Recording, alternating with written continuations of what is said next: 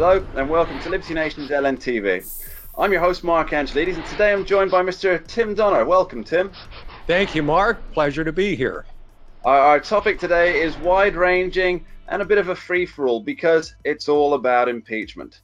Not only what this means for the country, but what it means for the Democrats, especially in the long term. Tim, what are your thoughts on this? Well, you know what? My thought, Mark, is after witnessing all of these histrionics and this latest reason to kneecap President Trump for the last, week or so, I think they should go ahead and impeach. I think they should definitely impeach. It appears that Nancy Pelosi has the votes. And the reason they should, Mark, is because they were talking about doing this even before Donald Trump took office. It was Maxine Waters and Al Green, I think it was the day after the 2016 election, said, we're going to start down the impeachment road. And then Jerry Nadler, in running for head of the House Judiciary Committee, said, look, I'll be best for impeachment. I'll be best for impeachment. This has been their agenda item from the beginning. So I'd like to see them just go ahead and do it, because then we talked recently about how this election would be the classic sort of twilight struggle between free markets and socialism.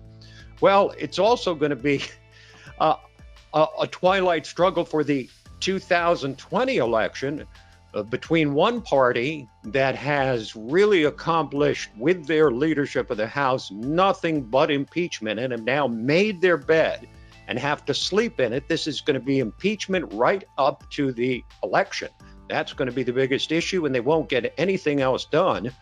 And on the other side, you've got a president who is presiding over a roaring economy and record unemployment and employment numbers and all the rest that you and I and others have witnessed that the elite media has ignored. So again, the choice is going to be as stark as it could be when the voters finally go to the polls next November and decide between President Trump or the people who will do anything, and have proven that they will, to take him down. Yeah, it seems that the raison d'etre of the Democratic Party, even from before the inauguration, they were lining up. This is what we're going to take Trump down on. This is the next thing we're going to take him down on. I mean, the amount of times I've my guilty pleasure, I do read some, let's call them the more mainstream newspapers, Tim. I can't help it. But you know, you've had it's called research, Mark. It's called research. That's what it's research. It's not something to report me over. But yeah, every front page is, this is the end for Donald Trump, or Trump can't hold on with this scandal. It was Stormy Daniels. There was another young lady with I can't even remember her name. There was, remember when Trump was a Russian agent? I don't know if anybody remembers this, but Trump being a Russian agent, and Adam Schiff has proof. He has seen proof. I think what you're seeing here is you're seeing a couple of things that I think people will respond to. Now that there's been such a long track record of what the Democrats are willing to do to reverse the results of the free and fair election of 2016. I mean, that they're willing to do anything to take down this president. And I think it's pretty obvious that they wouldn't be doing this if they felt they could win on the issues. They wouldn't be doing this if they felt that Trump was vulnerable on the economy. They wouldn't be doing this if they felt that their own undiluted neo-socialist proposals like the Green New Deal and confiscating private health insurance in favor of a government-run program and offering taxpayer-funded health care to illegal immigrants, they know that's not going to fly either. And I think they're just trying to lay the groundwork for 2024. So their only path is impeachment. Their feeling being, maybe we can take him out, which if they actually believe that is, they're really delusional, because they can't get the 20 Republicans in the Senate that they would need to vote to convict and remove the president. So they can't go in that direction. They have to know, Mark, that this impeachment thing is the boy who cried wolf. because everything that Trump's done has been impeachable. From the moment he took office, for firing Comey, for the emoluments clause, for the 25th Amendment because he's freaking out of his mind, for being a Russian spy, for colluding with Russians, for storming it. I mean, it's an endless string. And don't think this is lost on the American people. They can see what has happened and how the Democrats have no ideas other than to try and delegitimize Trump. I know it's almost bizarre to watch the Democratic Party fail to produce any policies that appeal to the American public. I mean, you'd think even just one out of the vast plethora that they're trying to throw. It's like we call it a crap cannon, but it's just like they're firing crap at the wall and hoping something sticks. The wall being the American people, and they're hoping something sticks. But they still want to go ahead with all the policies that they know the people are rejecting. This is it's a disgusting display of hubris and superiority. I think what it is also is a real riverboat gamble, because it seems to me they'll either, and I'm not going to lay odds on the comparative possibilities of these things, but they're either going to get Trump out, or they're going to be punished for trying to get him out. And we'll see what the American people think, but this is the beauty of democracy. I mean, there are sometimes, Mark, where you have to just love the fact that we live under a form of government where the people can actually weigh in themselves. They can decide whether this impeachment rush is justified or whether it's not. And I'm more than willing to submit all of this stuff to the will of the American people, because I have a pretty good idea which direction they're going to go. Yes, I mean, all the polling, not just voting polling for 2020, but all the polling about different policies, attitudes.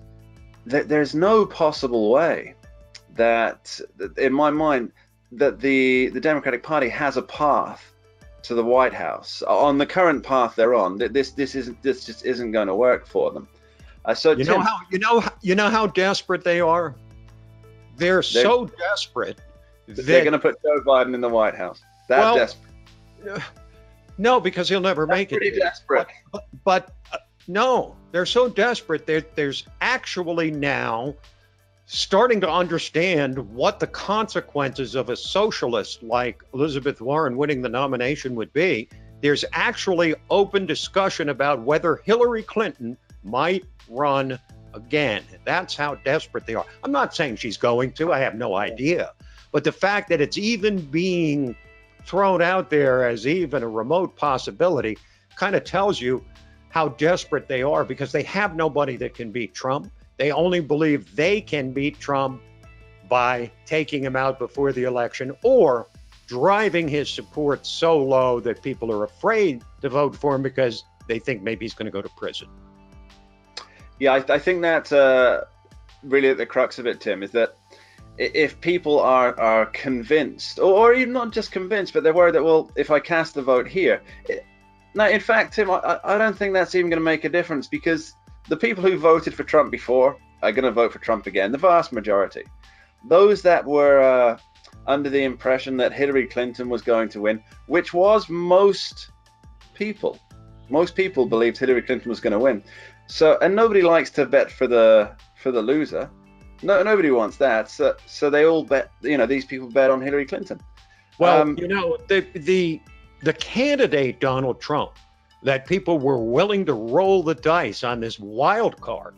The President Trump is exactly what candidate Trump promised that he would be. So when I say, okay, now if Trump had come to office and then suddenly reversed positions on a lot of things, or his base was not pleased with how he's been as president, but whether you like him or not, whether you love him or despise him, Donald Trump has been as president exactly what he was as a candidate and exactly what he promised to be, which means I don't really see where many of his supporters would abandon him. And maybe some who voted for Clinton because they were scared of Trump would look at the economy and say, well, I mean, what a turnaround there's been. Maybe we're willing to take another 4 years with him, which is why I think that in the end, Donald Trump will not only win the election, but win it easily.